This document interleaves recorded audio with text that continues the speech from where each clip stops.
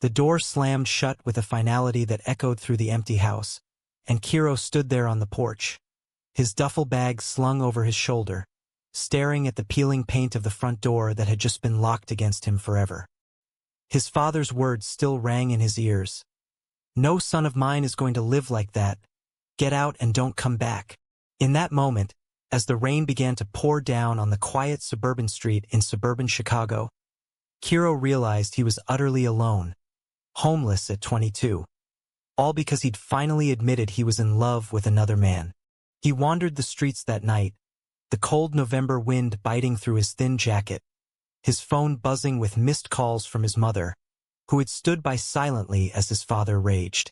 By dawn, he'd made it to a dingy motel on the outskirts of town, paying with the last of his savings from his part-time job at the local bookstore. Sleep evaded him. Instead, he replayed the scene over and over, the family dinner where he'd gathered the courage to come out, the shocked silence, then the explosion of anger from his conservative father, a retired cop who preached traditional values every Sunday at church. Kiro had known it might go badly, but not this badly. His sister, Emily, had tried to intervene, whispering, "Dad, please, he's still your son." But it was futile. The man who'd raised him, taught him to ride a bike and throw a baseball, now saw him as a disgrace. As the days blurred into a week, Kiro scraped by on odd jobs, washing dishes at a diner, stocking shelves at a convenience store. Anything to avoid the streets. The isolation gnawed at him. Friends from college drifted away, uncomfortable with the drama, and his attempts to reach out to LGBTQ support groups felt hollow, like admitting defeat. One evening, while nursing a cheap beer at a dive bar called the Rusty Nail, Kiro overheard a group of rough-looking men in leather vests laughing boisterously at the pool table. They were Hell's Angels, the infamous biker club, their patches gleaming under the neon lights. He'd heard the stories, outlaws, rebels, involved in everything from charity rides to rumored criminal activities, but something about their camaraderie drew him in. One of them, a burly guy with a salt and pepper beard named Hank, noticed Kiro's lingering gaze and sauntered over. "You look like you've seen better days, kid. Buy you a drink." What started as a casual conversation turned into hours of talking.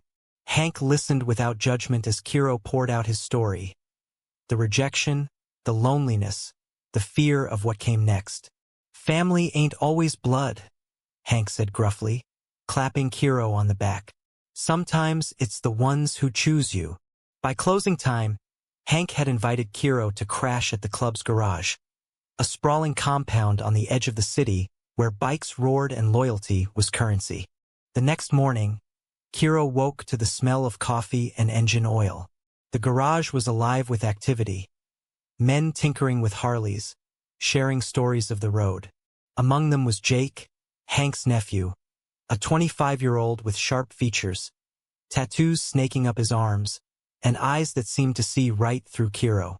Jake was the club's mechanic, hands perpetually stained with grease. But there was a quiet intensity about him that set him apart from the others.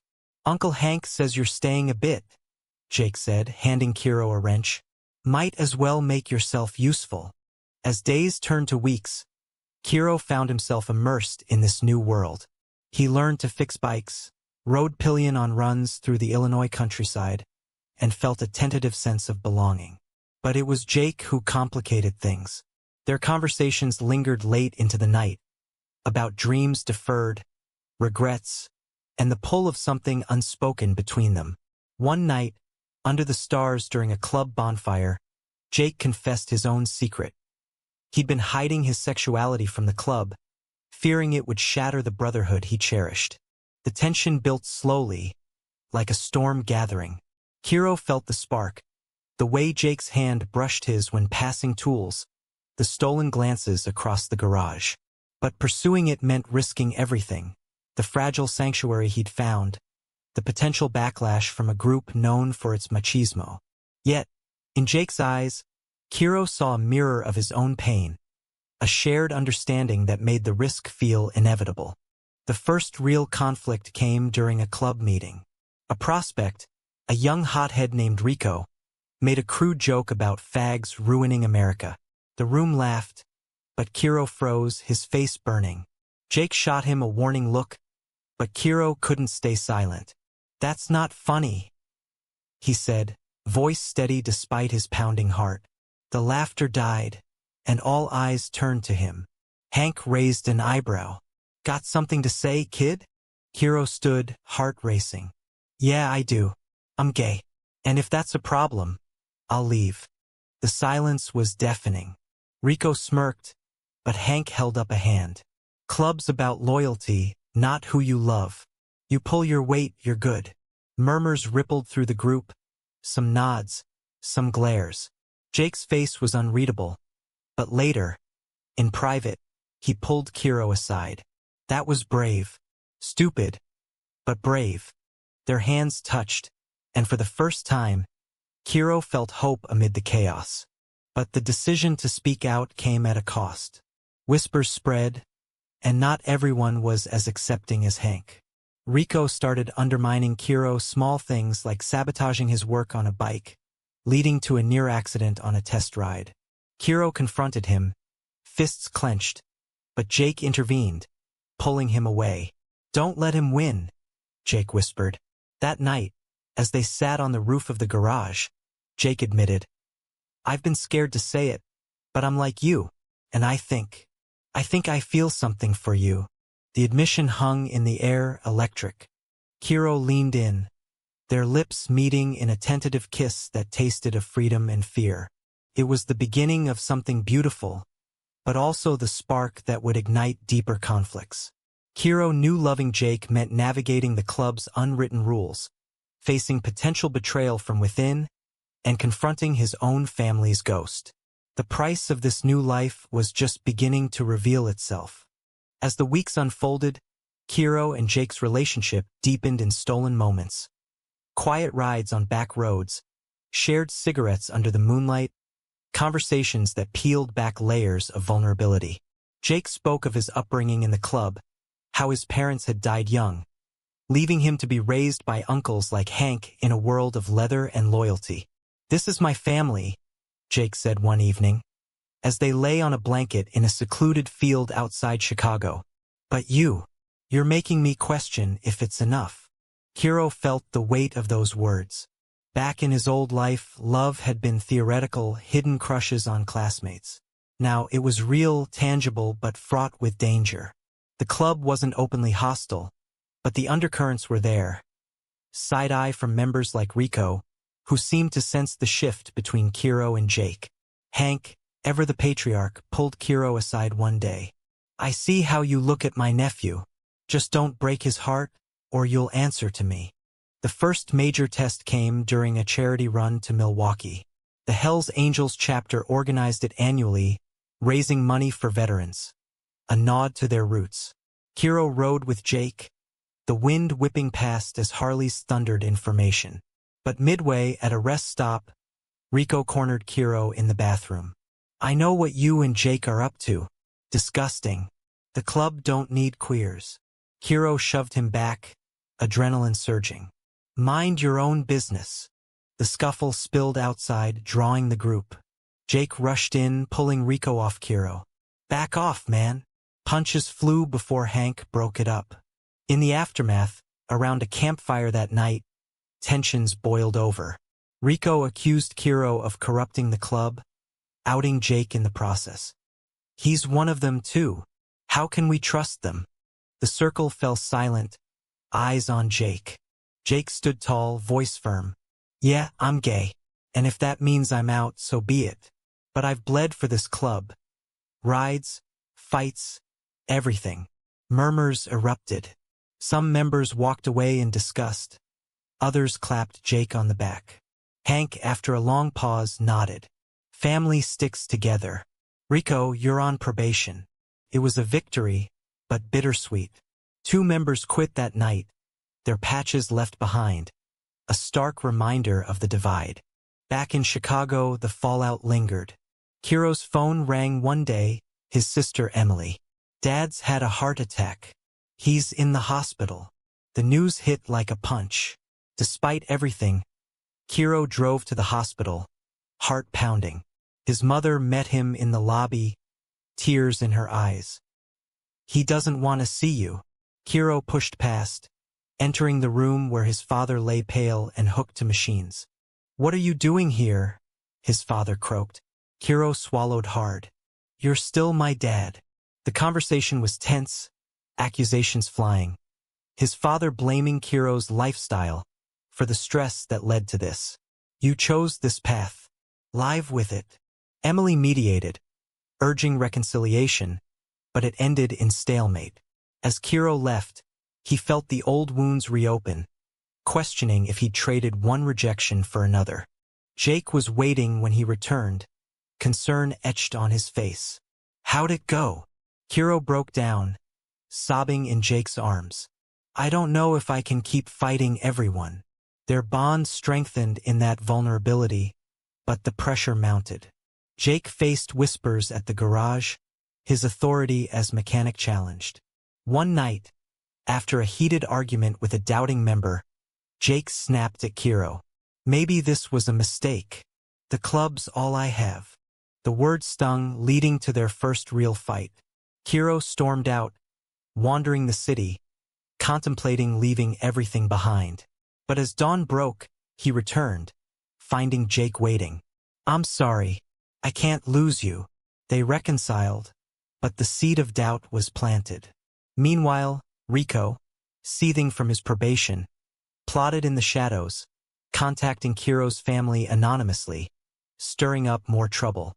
A letter arrived at the garage from Kiro's father, disowning him legally, cutting him from the will. It was the final blow from his old life. Crumpled in his hand, Kiro showed it to Jake. "This is what love costs me." Jake pulled him close. "We'll build our own legacy." But the club's internal strife escalated when Rico rallied a faction, demanding a vote on outsiders like Kiro. The meeting was electric. Hank presided, arguments flying. Kiro spoke passionately. "I didn't choose to be gay, but I choose to fight for what's right. If you kick me out, you're no better than my family." Jake backed him, risking his standing. In the end, the vote was close. Kiro stayed, but Rico was expelled. Victory came with scars. Friendships fractured, trust eroded. As winter set in, Kiro and Jake navigated the new normal. Their love was a quiet rebellion, but the external pressures, societal stares during public outings, the club's lingering unease, tested them. One evening, during a rare date at a quiet diner, a group of homophobic patrons harassed them. Jake stood protectively, but Kiro pulled him back. "Not worth it." The incident left them shaken, highlighting the world's cruelty. Yet, in the midst of turmoil, moments of joy emerged. A weekend ride to Lake Michigan, where they shared dreams of a future together. Maybe leaving the club, starting fresh. But reality intruded when Hank confided in Jake. "The club's facing heat from rivals. We need unity now more than ever." The decision loomed. Stay and fight, or flee and risk everything. Kiro lay awake that night, Jake's arm around him, pondering the trade-offs. Loving Jake meant embracing the chaos, but the price, alienation, danger, was steep. Little did he know, greater betrayals waited on the horizon. Spring brought a thaw to Chicago, but not to the tensions simmering within the Hells Angels chapter. With Rico gone, a fragile peace settled, but whispers of discontent lingered like exhaust fumes. Kiro threw himself into club life, earning respect through hard work, organizing runs, mediating minor disputes. Jake watched with pride, their relationship a secret anchor amid the storm. "You're one of us now," Jake said one afternoon, as they tuned a bike together, grease-streaked and content. But the outside world intruded brutally. Kiro's mother called, voice trembling. "Your father's worse. The doctors say it's stress-related. He blames you." Guilt twisted in Kiro's gut. He visited again, this time alone, finding his father frail but unyielding. "If you renounce this choice, you can come home." Kiro's response was measured. "It's not a choice, Dad. It's who I am." The argument escalated, ending with his father turning away. Emily hugged him goodbye, whispering, "Give him time." Back at the garage, Jake noticed the change. "You okay?" Kiro shook his head. "Feels like I'm losing them all over again." Their intimacy that night was tender, a balm against the pain, but morning brought new challenges. A rival club, the Outlaws, encroached on territory, leading to a standoff at a local bar. Fists flew. Kiro jumped in, defending a brother, earning a black eye but deeper loyalty. Hank pulled him aside later. "You've got guts, kid. But watch your back. Not everyone's on board with you and Jake." The warning proved prescient. An anonymous tip to the police about club activities led to a raid on the garage. Chaos ensued, bikes impounded, members questioned. In the interrogation room, Kiro faced a detective who sneered, "Heard you're the new queer addition. That why you're here?" The raid uncovered nothing major, but the damage was done. Paranoia spread. Fingers pointed internally. Jake suspected Rico's hand, but proof was elusive. In the aftermath, Kiro and Jake argued fiercely. "This is because of us," Kiro said. "We're bringing heat." Jake fired back, "No, this is what the life's about. If you can't handle it, maybe you should go." The words hung heavy, leading to a night apart. Kiro crashing on a couch, Jake riding aimlessly. Reconciliation came at dawn. Apologies exchanged, but the rift lingered. Meanwhile, Kiro reconnected with an old college friend, Sarah, who ran an LGBTQ advocacy group. Over coffee, she offered perspective. "You don't have to choose between love and safety. There are communities out there." The idea tempted him, planting seeds of doubt about the club's long-term fit. The turning point arrived during a major rally in Sturgis, South Dakota. Thousands of bikers converged, the air thick with revving engines and camaraderie. Kiro and Jake rode together, the journey strengthening their bond. But at the event, Rico reappeared, now patched with the Outlaws, smirking as he approached. "Heard about the raid. Karma for harboring fags." The confrontation exploded. Jake lunged, but Kiro held him back. Words turned to blows. The fight drew a crowd. Hank intervened, but not before injuries. Jake's lips split, Kiro's ribs bruised. Back at camp, the chapter debriefed. "Rico's gunning for us," Hank said. "We need to hit back." Plans formed for retaliation, a risky move that could escalate to violence. Kiro faced a moral crossroads. "This isn't right," he told Jake privately. "Revenge just breeds more hate." Jake hesitated, torn between club loyalty and Kiro's plea. "The club's my blood, but you're my heart." The decision weighed heavy. Jake chose to warn Hank against rash action, advocating diplomacy. It split the group, some saw it as weakness, others as wisdom. The fallout was swift. A faction loyal to aggressive tactics challenged Hank's leadership, outing Jake and Kiro's relationship as a distraction. Votes were cast. Hank retained control, but barely. Jake was demoted from his mechanic role, a humiliating blow. "This is the price," he told Kiro bitterly. "For us." Returning to Chicago, the strain showed. Kiro's family drama resurfaced when Emily visited the garage, shocked by the rough environment. "This isn't you, Kiro. Come home." Dad's softening. Tempted, Kiro confided in Jake, sparking jealousy. "So, you'll abandon me for them?" The argument revealed deeper insecurities. Jake's fear of loss, Kiro's lingering ties to his past. In a moment of desperation, Kiro reached out to his father via letter, pouring out his heart. The love he felt for Jake, the acceptance he'd found. The response was a phone call. "Meet me." At a neutral park, father and son faced off. Tears flowed as his father admitted, "I was wrong to kick you out, but this biker life, it's dangerous." Kiro defended it. "They accepted me when you didn't." The meeting ended ambiguously. A crack in the armor, but no full reconciliation. Back with Jake, Kiro shared the hope, but Jake's response was guarded. What if you choose them over us? The question hung, foreshadowing greater tests. As summer heated up, a club brother, influenced by Rico's whispers, betrayed them, leaking ride plans to rivals. An ambush on a back road left Hank injured, bikes wrecked. In the hospital, Hank gripped Jake's hand. Protect the family. The incident forced Kiro to act, confronting the traitor, leading to his expulsion.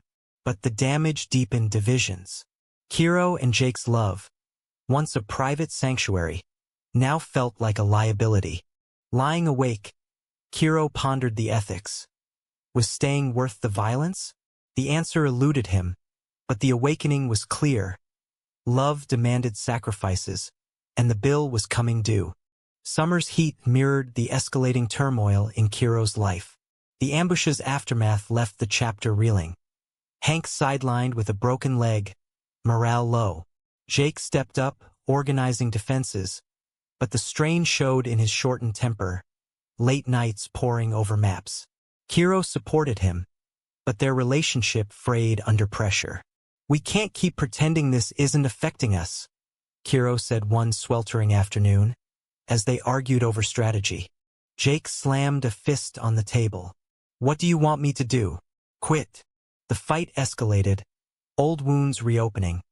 Kiro's family pull versus Jake's club devotion. They parted angry, Kiro retreating to Sarah's advocacy center for solace. There, he volunteered, finding purpose in helping others navigate coming out. You're strong, Sarah said, but don't lose yourself in their world. The temptation to leave grew. A call from Emily amplified it. Dad wants to talk. Really talk. Kiro met his father at home, the familiar living room heavy with memories. I've been thinking, his father said, voice softer, about what family means. I miss you. Tears welled as they hugged, a tentative bridge built. But conditions lingered. Leave that dangerous crowd. Torn, Kiro confided in Jake upon return. They're offering a way back. Jake's face hardened. And us? Am I just a phase? The betrayal in his eyes cut deep. That night, they made love with desperate intensity, clinging to what might slip away. But morning brought clarity. Kiro chose to stay for now. The club's retaliation plan solidified. A covert operation to sabotage the outlaw's warehouse. Kiro objected vehemently in the meeting. This could get someone killed. There has to be another way. Murmurs of agreement rose, but hardliners pushed back. Jake, caught in the middle, sided with caution. Kiro is right. Let's negotiate. The vote passed for peace talks, a narrow win that alienated the aggressive faction. Rico, sensing weakness, escalated. He kidnapped a prospect, demanding territory concessions. The chapter mobilized. Kiro insisted on joining the rescue. In a derelict factory on Chicago's south side, guns drawn, they confronted the outlaws. Chaos erupted, shots fired, fists flying. Kiro shielded Jake, taking a graze to the arm. They rescued the prospect, but at cost. One brother dead. Grief shrouded the garage. Funerals followed, eulogies laced with blame. Fingers pointed at Kiro and Jake's influence for the softened stance. Hank, from his wheelchair, defended them. We chose peace first. This is on Rico. But doubt festered. Jake spiraled, guilt-ridden. If I'd pushed harder for revenge, maybe he'd be alive. Kiro comforted him, but his own resolve wavered. A visit from his mother sealed the internal conflict. Your father's changing. Come home. The offer dangled stability, acceptance versus the club's volatility. In a heated moment, Kiro snapped at Jake. Maybe they're right. This life is killing us. The argument peaked with Jake storming out on his bike. Hours later, a call accident. Kiro rushed to the hospital, finding Jake bruised but alive, skidded on wet roads. I was reckless, Jake admitted. Scared of losing you. The scare mended their bond, but highlighted the toll. Post-recovery, the chapter faced a schism. A breakaway group formed, aligning with Rico. Hank called a final vote. reform or dissolve. Kiro spoke eloquently. We've lost sight of what family means. Loyalty without hate. Jake echoed him, outing their love fully. I love this man. If that's a problem, I'm out. The vote favored reform, but losses mounted. Members gone. Resources strained. Kiro's family reached out again, his father apologizing via video call. I was wrong. Please, son, come back. The pull was strong, but Kiro hesitated, weighing the moral quandary. Abandon the club that saved him, or stay and risk more lives? In a pivotal moment, during a quiet ride, Jake proposed, let's leave together. Start fresh. The idea thrilled and terrified. But betrayal struck. A remaining hardliner leaked their plans to Rico, leading to another ambush. This time, at a neutral meet, guns blazed. Kiro tackled Jake to safety, but Hank was hit critically. In the ER waiting room, Kiro confronted his choices. The club's violence stemmed from intolerance, mirroring his family's initial rejection. As Hank fought for life, Kiro vowed change. Hank survived, but retired, passing leadership to Jake. Make it better, he urged. Jake accepted, with Kiro by his side. But the victory was Pyrrhic, scars permanent, relationships fractured. Kiro's family, hearing of the dangers, pleaded anew. The decision loomed. Embrace this outlaw family, or reclaim his blood ties? As fall approached, Kiro stood at the crossroads, love for Jake clashing with ethical imperatives. The awakening dawned. True acceptance demanded sacrifice, but at what point did it become self-destruction? Autumn leaves fell like confetti over Chicago's streets, but the chapter's wounds remained raw. With Jake at the helm, reforms began. Stricter codes against hate, outreach to LGBTQ bikers. Kiro became his right hand, organizing inclusive events that drew new members. We're building something real, Jake said, optimism flickering in his eyes during a rare, peaceful evening. Yet shadows loomed. Rico's outlaws launched petty harassments, vandalism, threats. The chapter held firm, but stress mounted. Kiro's arm healed, but nightmares persisted. Gunfire echoes, blood on pavement. He sought therapy through Sarah's group, Unpacking Trauma. You're carrying too much, she advised. Choose your battles. Family ties tugged harder. Emily's wedding approached. An invitation arrived. Bring Jake, she wrote, a olive branch. Kiro showed Jake, hopeful. This could be a start. Jake agreed reluctantly, wary of judgment. The event in suburban tranquility contrasted sharply with their world. Kiro's father greeted them stiffly, but civilly. Glad you came. Tensions simmered during the reception. Relatives whispered. An uncle made a snide remark. Jake bristled, but Kiro calmed him. Later, his father pulled Kiro aside. Seeing you with him is hard. But you're happy. Kiro nodded. Then maybe I can try.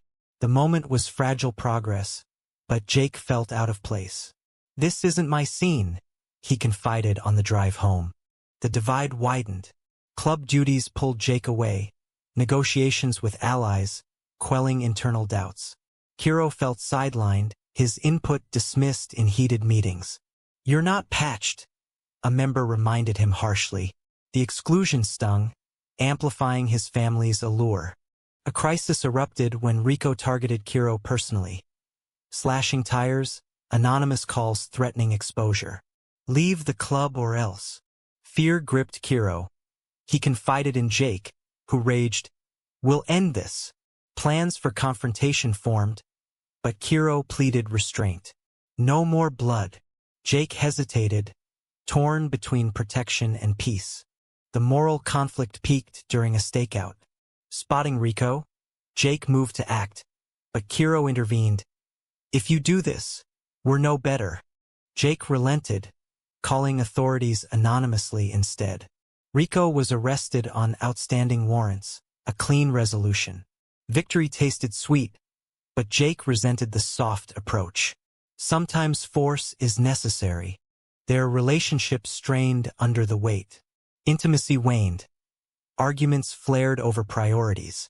The club's consuming you, Kiro accused. Jake countered. And your family's pulling you back. The impasse led to a break. Separate beds, silent treatments. Reconciliation attempts faltered. Kiro visited his family alone, finding comfort in normalcy. His father shared regrets. I pushed you away out of fear. Forgive me? Tears flowed. Kiro did, but qualified. Jake's part of me now. The visit clarified his divided heart. Back at the garage, a betrayal unfolded. A trusted member, swayed by old prejudices, sabotaged a bike, Jake's. During a solo ride, it failed, sending him crashing.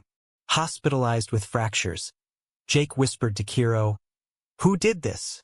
Investigations revealed the culprit, expelled in disgrace. The incident forced reflection. Hank, visiting, advised, "Love ain't easy in this life. Decide what's worth the pain." Kiro sat vigil, pondering trade-offs. Safety with family versus passion with Jake. As Jake recovered, they talked deeply. I can't lose the club, Jake admitted. But I can't lose you. Kiro proposed compromise. Reform more. Make it safe for us. They agreed, but external pressures mounted. Media caught wind of the chapter's gay leader, sparking backlash, protests, lost sponsors. Societal scorn mirrored Kiro's past rejection, awakening collective trauma. During a rally, counter-protesters hurled slurs. Kiro stood defiant, microphone in hand. We're family, no matter who we love. Cheers mixed with boos, a microcosm of division. Personal toll accumulated. Kiro's mother fell ill. He rushed home, Jake joining reluctantly. There, his father confronted Jake. You drag him into danger. Jake defended. I protect him. The exchange highlighted irreconcilable worlds. Returning, Kiro faced the ultimate choice. A club vote on full inclusion passed, but narrowly. Jake celebrated, but Kiro felt hollow. Is this enough? He asked. Jake's silence spoke volumes. In a quiet moment, Kiro decided, stay but advocate change. Yet doubt lingered. Was he betraying himself? The food for thought crystallized. Love's price included ethical compromises, but boundaries existed. As winter neared, the chapter stabilized, but Kiro's internal storm raged. The food for thought crystallized. Love's price included ethical compromises, but boundaries existed. The awakening was profound. True freedom demanded bold decisions. Winter's chill gripped Chicago, mirroring the frost in Kiro and Jake's relationship. Reforms progressed.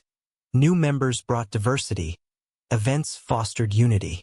But successes were hard-won. Old guards grumbled. External threats persisted. Rico, from prison, stirred allies, leading to skirmishes. Kiro coordinated defenses, his role solidified, but exhaustion set in. Family reconciliation advanced. Christmas brought an invitation home. Kiro and Jake attended warily. The evening was tense but warm. Gifts exchanged, stories shared. His father pulled Jake aside. Take care of my son. Jake nodded, touched. For Kiro, it was a milestone bridging worlds. Yet harmony was fleeting. A club run turned violent when outlaws' remnants attacked. In the melee, Kiro was cornered, saved by Jake's timely intervention. Bruised, they returned, bond reaffirmed. We make a good team, Jake said. But the close call amplified risks. Moral dilemmas intensified. Sarah offered Kiro a job at her organization, stable, meaningful. Escape the cycle, she urged. Tempted, Kiro confided in Jake, sparking fury. So you're bailing? The fight revealed fears. Abandonment for Jake, stagnation for Kiro. They separated briefly. Kiro stayed with Emily, reflecting. His father advised, choose happiness, not obligation. Returning, Kiro proposed, let's balance club and outside life. Jake agreed hesitantly, but implementation faltered. Duties overwhelmed. Intimacy suffered. Pivotal betrayal emerged. A chapter member, secretly allied with Rico, leaked sensitive info, leading to arrests, including Hank for old charges. Devastated, the group fractured. Jake led the investigation, uncovering the traitor. Confrontation was brutal. Expulsion followed, but trust shattered.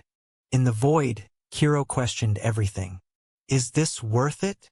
Jake, burdened by leadership, snapped, "If you leave, go." Heartbroken, Kiro packed, driving to his family's. There, solace awaited, but emptiness gnawed.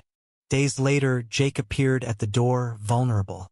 "I can't do this without you." Tears flowed. They reconciled, deciding to step back from the club. Hank, released on bail, blessed it. "Find your own path." They moved to a quiet town in Wisconsin, starting a mechanic shop, bikes and cars, inclusive vibe. The transition was rocky, adjusting to normalcy, therapy for traumas. Family visits increased. Acceptance grew. Jake's club ties lingered, occasional rides, but priorities shifted. Years passed in relative peace. Kiro volunteered in advocacy, Jake mentored youth. Their love endured, scarred but stronger. Reflecting on the journey, rejections, battles, awakenings, Kiro pondered the costs paid. In the end, they found a family in each other, transcending blood and leather. But was the pain justified? Or could different choices have spared the wounds? Was it right to trade one form of rejection for another? Or does true belonging always demand such profound sacrifices?